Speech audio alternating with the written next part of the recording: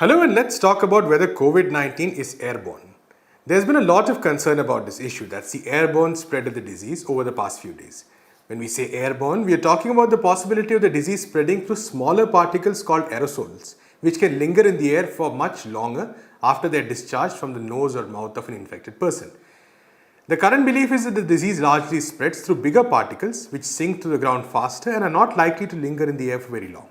This was published in the Clinical Infectious Diseases Journal with the title, "It is time to address the airborne transmission of COVID-19."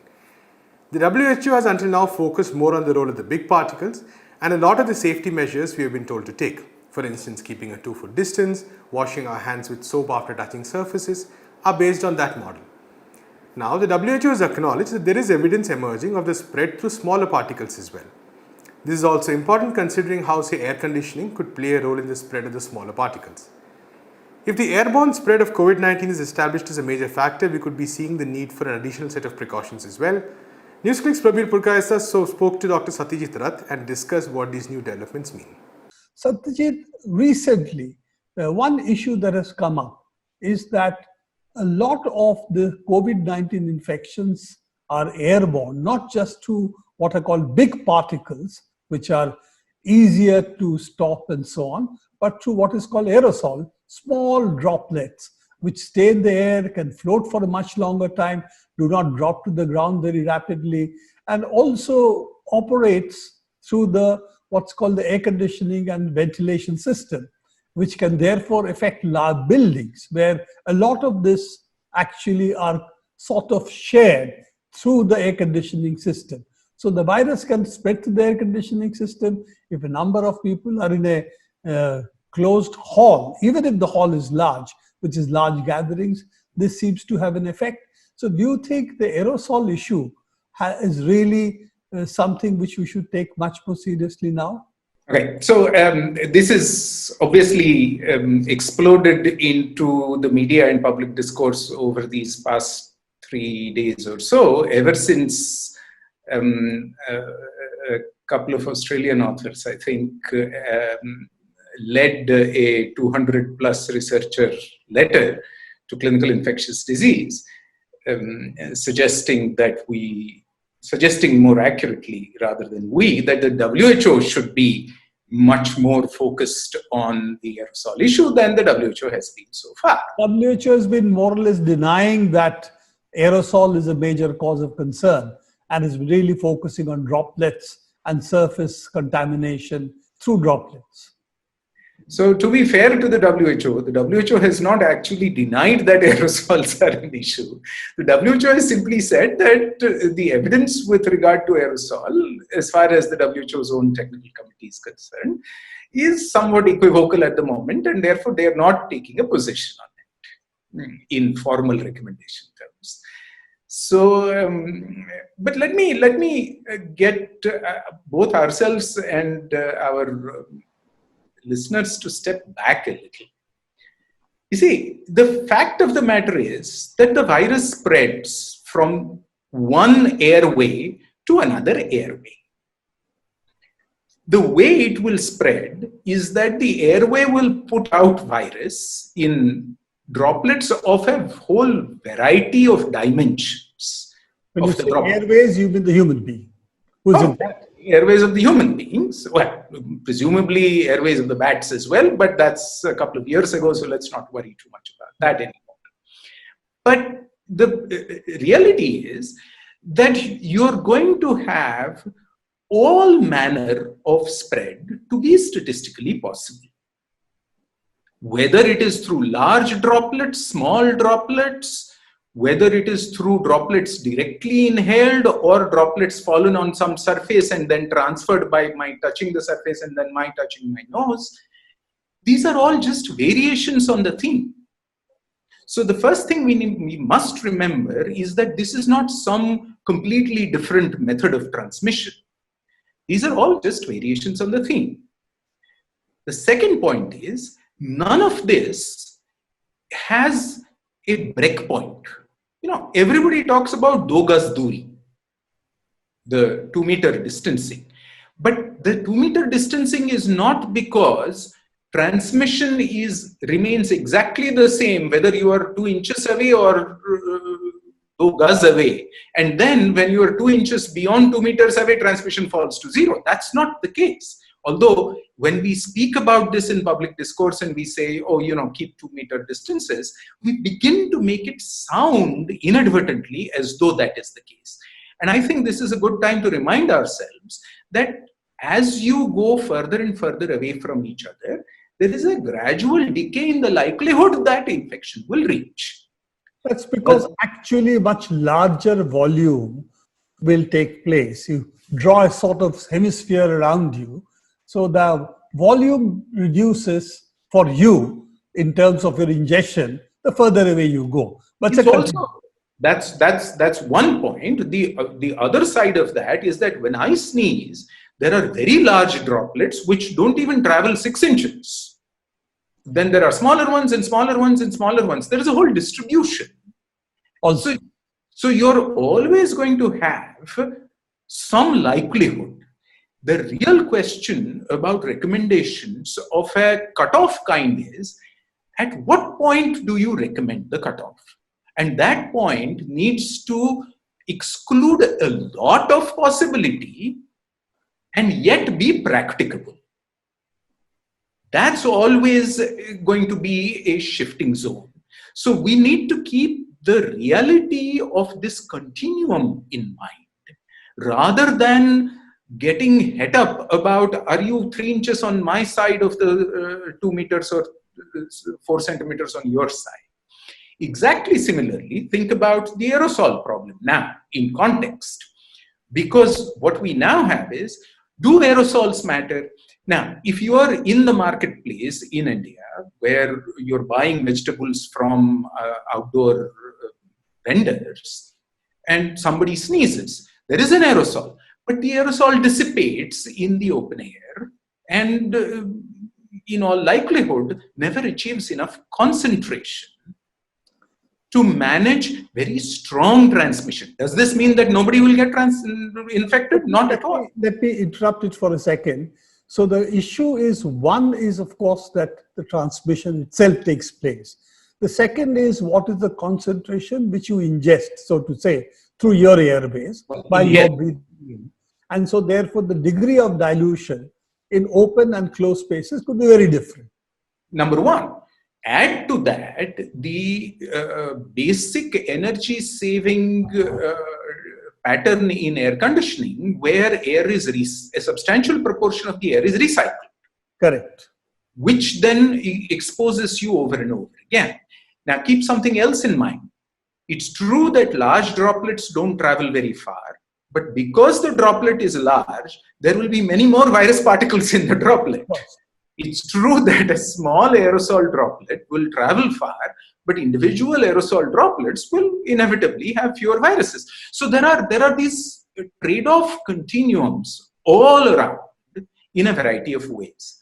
So the question here is not, is aerosol transmission possible? Of course it's possible.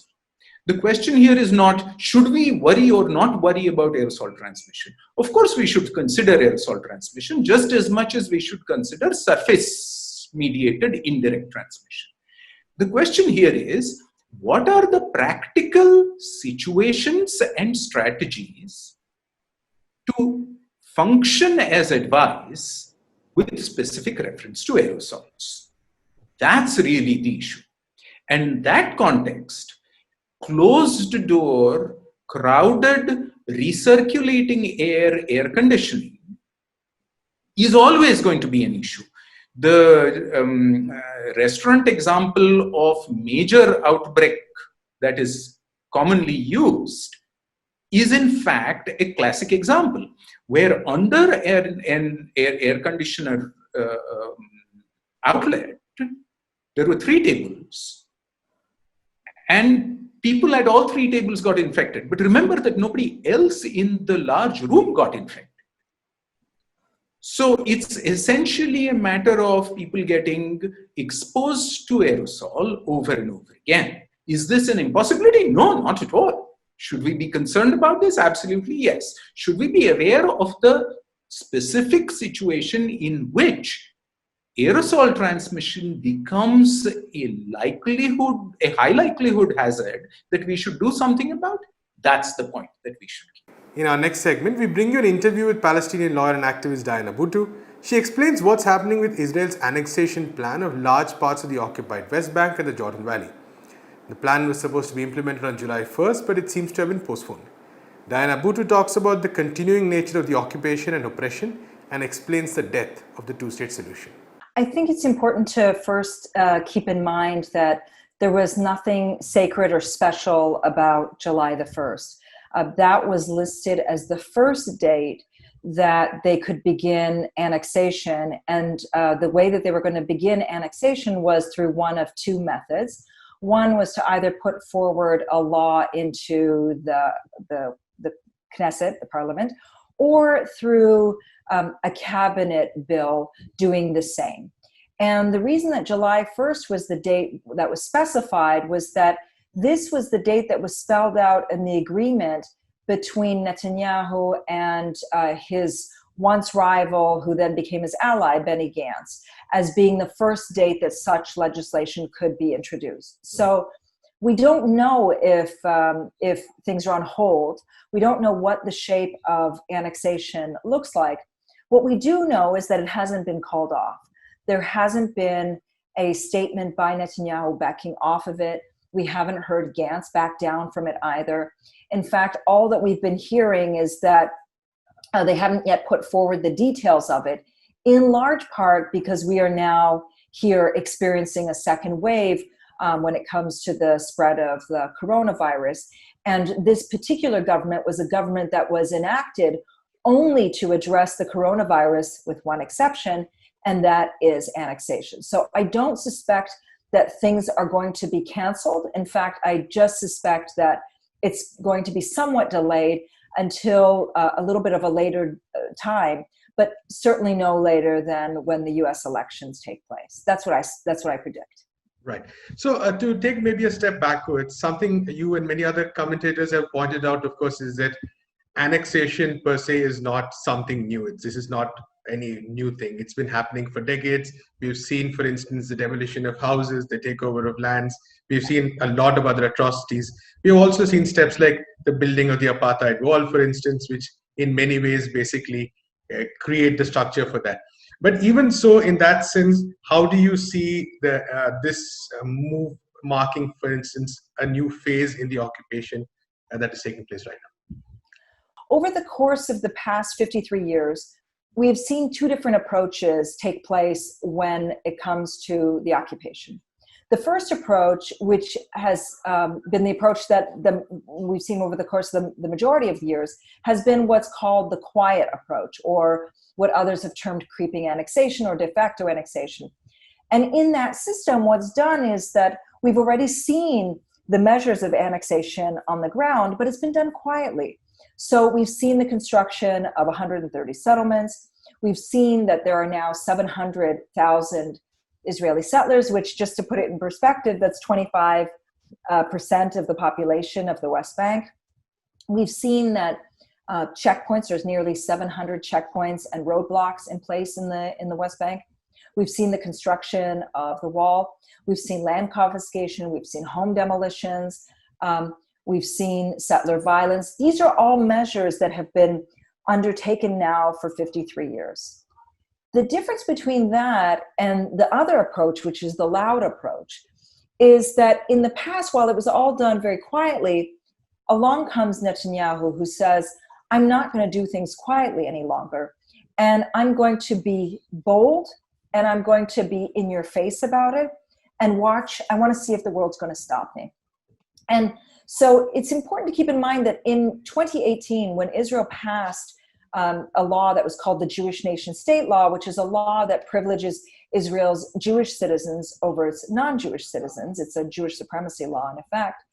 Again, he didn't have to do that because the Israeli Supreme Court was already on side with everything that the government had been doing, and it had already instituted this measure of Jewish supremacy. The difference was that he wanted to be loud about it, and he wanted to be bold, and he wanted to see if the world would stop him, and they didn't. And so too, when it comes to this current phase of annexation, all that he is doing is he is saying to the world, I want to see if you're going to stop me. It formalizes the system of apartheid as we already know it. And the only thing that makes it different is that now he's saying to the world, I'm going to institute apartheid and I want to see if you're going to stop me. On the ground, it may not change a lot. There will be some changes, and I don't want to undermine those. I do believe that this move will embolden the Israeli settler movement. It will allow the settlers to go and attack Palestinians with a lot more freedom. I think that it's also going to embolden the settlers to build and expand more settlements.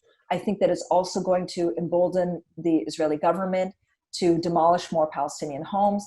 And I think it's going to embolden the Israeli government to try to get rid of as many Palestinians as possible. So I don't want to say that there's no substantive difference between pre-annexation and post-annexation, but the difference in the minds of the Israeli government, the reason that this is being done now is because he can. Right. So this, of course, has a lot to do with Trump's so-called deal of the century itself. A lot of the Netanyahu's annexation plan is very closely connected to Trump's plan as well. But let's take this question also to that of the two-state solution. Now, we know that the two-state solution has basically has virtually been dead for quite some time. There's been talk of it, but clearly the situation on the ground is completely changed. So what does this annexation plan do to this two-state solution?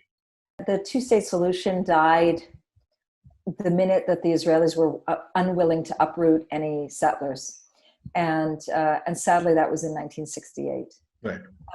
And so we've been living since that time with this myth that somehow Israel is going to end the settlement enterprise, that it's going to withdraw the settlers, that it's going to end its colonial rule. And we know that it won't. The difference between that position and what's happening now is that while we Palestinians have known this for quite some time and have been articulating this for many, many years, this is now the first time that the international community is realizing the death of the two-state solution, which is why they're pushing back so hard on this issue of annexation. Is the issue of annexation, formal annexation, does two things to the international community. It forces them to reconcile with the fact that there is not going to be a two-state settlement, and it forces them to reconcile with the fact that there is no peace process.